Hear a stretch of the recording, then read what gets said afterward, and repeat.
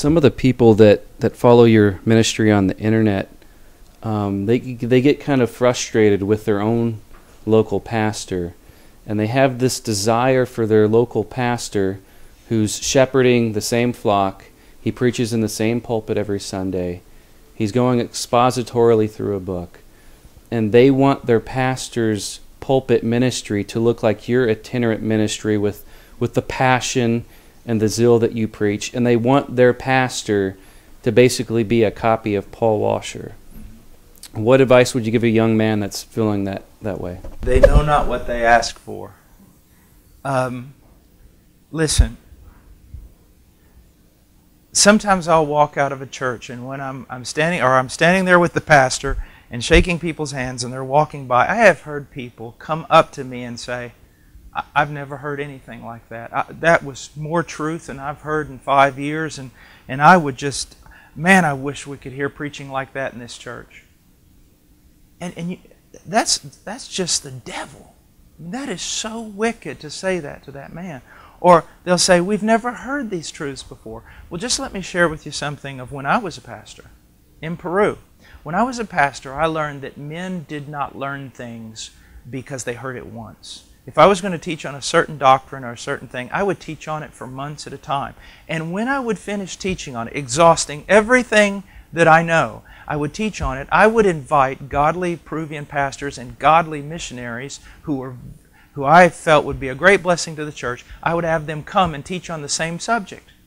And when the members would be walking out of my church and we'd be shaking their hand, they'd look at that missionary and say, we've never heard anything like that before in our life. And that just goes to show you, that's part of the itinerant ministry. What I like to do in most churches that I go to, honestly, when I go in, I'm preaching almost the exact same thing most of their preachers are preaching.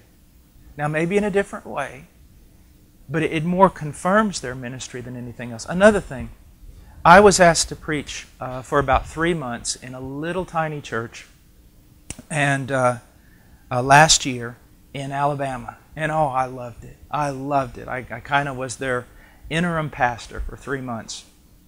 And a bunch of the young guys who heard me preach in the area, they came there. Well, after about 2 weeks, they went up to one of the leaders of the church and they said, I have a question.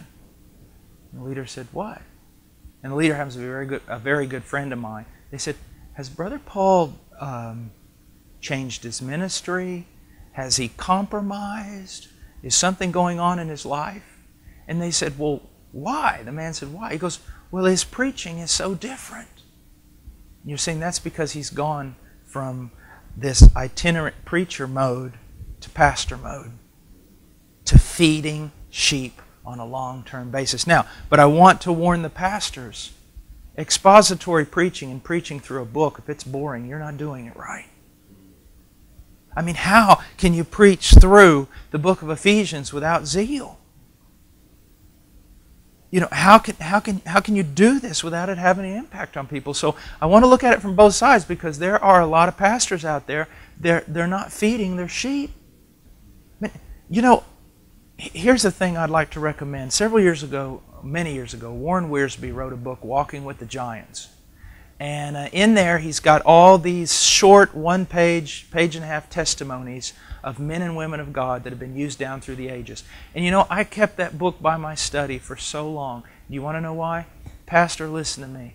When I would get where I didn't want to pray, I just wasn't motivated to pray, I'd open up that Walking with the Giants and I'd read about, I don't know, Praying Hyde of India or David Brainerd or something, and it would jar me to want to pray. Or I'd sit there and it was Monday and I wasn't ready to take up the next sermon for next week and I was just kind of lethargic. I would open up that book and I'd read about Alexander McLaren, who would spend 60 hours on one sermon. And it would motivate me to get back in that study. You know, a lot of people are saying this because they're wrong. But in a lot of ways, people are saying this because it's right. Pastors are not staying in the study long enough to come out and give their people a word from God.